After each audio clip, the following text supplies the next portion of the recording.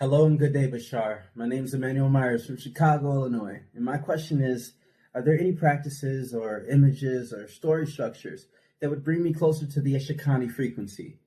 I have much desire to dive further into the frequency that is the Ishani people and all of the gifts that they have to impart on me. Good day. Love and light, health and wealth in all days and all ways. Peace.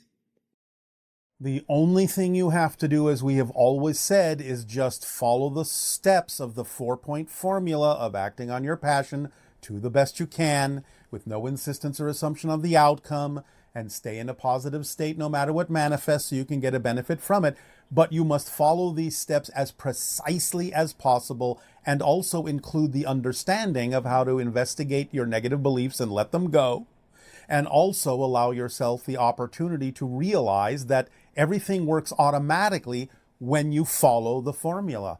And when you relax into the flow of your true self, your flow will take you exactly where you need to go. When you act on your passion, you raise your frequency. When you raise your vibrational frequency of energy, you become a more sensitive receiver and antenna for higher frequency information and energy from other higher level sources. So the way to match the vibration more readily of our civilization as Eshakani is to simply follow the formula as precisely as you can, let go of the beliefs that don't serve you, and recognize the automatic tools that come into play, like synchronicity being the organizing principle of your life, and let them operate in the way they naturally operate without having to worry about whether or not you're off the path.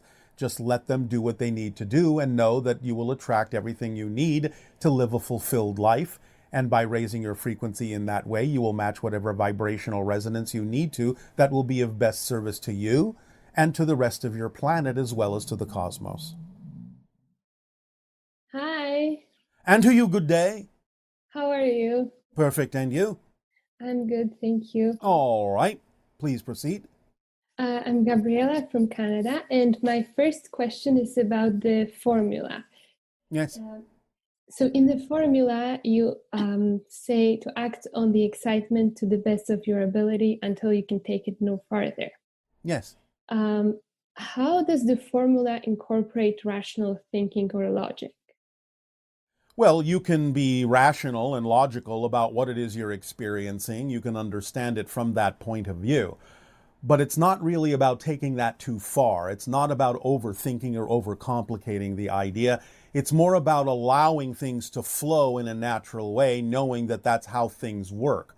Whatever it is that then does manifest, you can think about in any way, shape, or form you would like to, as long as the thinking process doesn't interfere with the natural flow of what synchronistically needs to come to you to serve you. Because I was thinking that maybe rational thinking sometimes can be fear-based beliefs. Of course it can. Like that. Of course it can. But that's where you have to be honest within your own self-investigation to be able to tell the difference between excitement and anxiety. And also there's such things such as religious norms or social norms. Yes.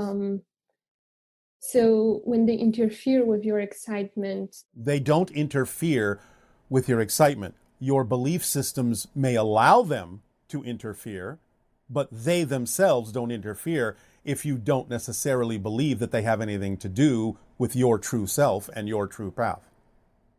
You're the one that allows them to interfere if you have that experience. They can't interfere on their own. So is it like you can change the beliefs or like... Yes, of course. That's the whole idea, is you change your beliefs to be more in alignment with who you prefer to be, as long as you know you are remaining within holistic integrity and not changing your beliefs to something that is out of alignment with who you are, then you are walking the path of least resistance that is true for you. So of course you can change your beliefs, because your beliefs are what create your reality experience. Nothing else does. Okay, because I was thinking that maybe these are like those norms, maybe they're also sometimes fear-based. Yes, they are.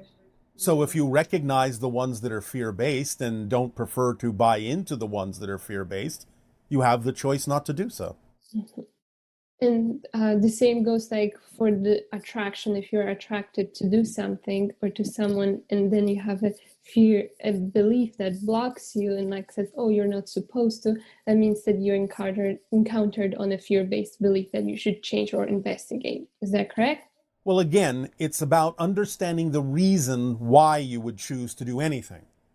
You have to be in touch with the belief behind why you choose to do things so that you can recognize if you're doing things or choosing to do things that are based on either positive or negative beliefs. Again, this is all about knowing yourself more clearly, becoming more transparent to yourself so you understand the reason why you might choose to do something more clearly.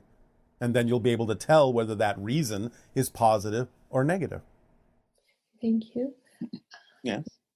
So my next question is, why do I often feel like I'm wasting my time? Is it a matter of me appreciating more of where I am, or me making choices that leave me compressed or not following my excitement, or is it something? Well, it could be both and either. You have to, again, be honest within your own self-examination as to what it might be in any given circumstance or situation.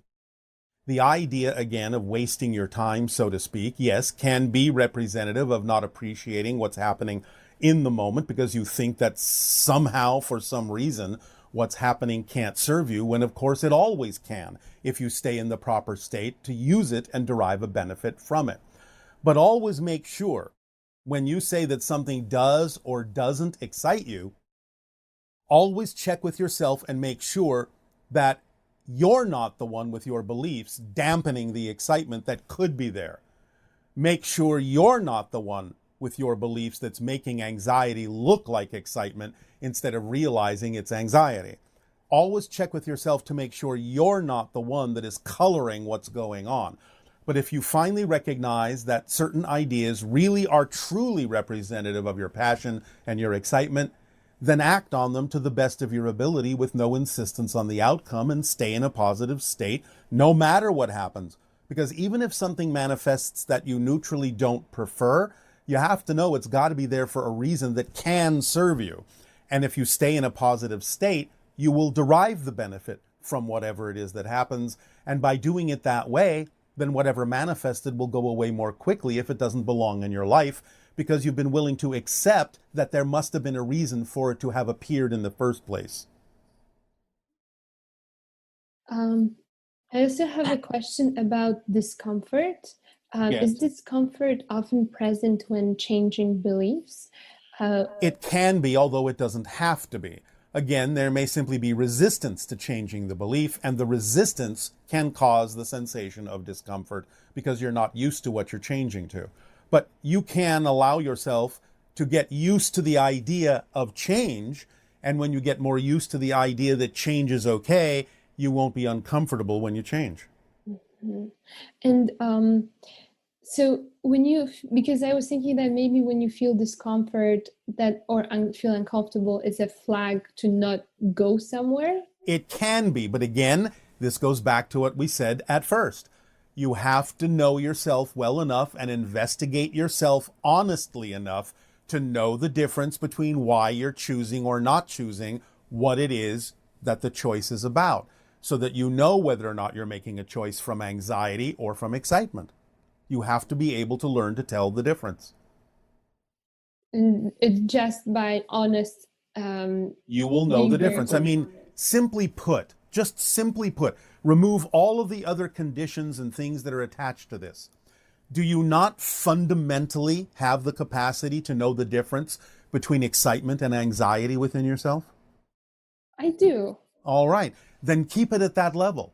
And if something comes up that you're uncertain about, ask yourself the question, am I choosing to do or not do this because I'm excited about another way, or this is not my path?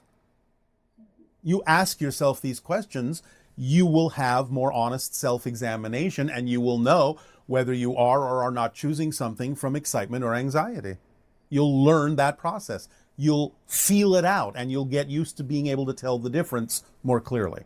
But you have to take that moment to ask yourself these questions. You don't have to rush forward. You don't have to make an immediate decision necessarily all the time. So take the time to find out why You are or are not making a choice. Why? You are or are not moving forward on something or changing your mind about something. You have the ability to always ask yourself the question, why am I doing what I'm doing?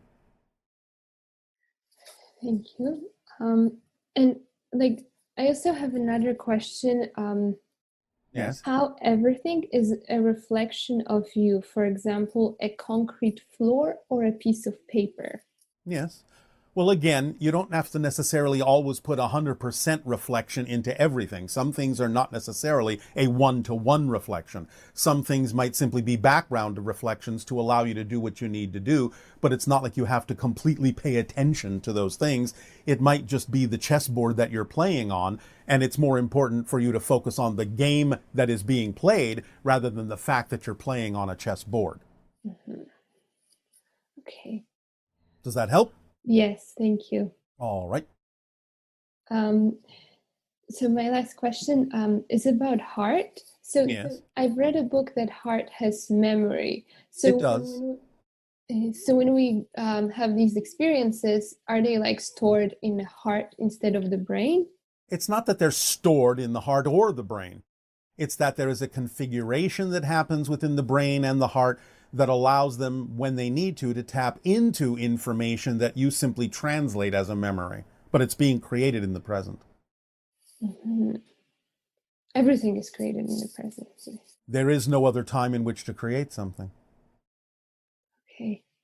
Does that help? Yes, thank you very much. I think that's all. All right. We thank you for the co-creation of the interaction. Our unconditional love to you. To you too. Bye. Good day.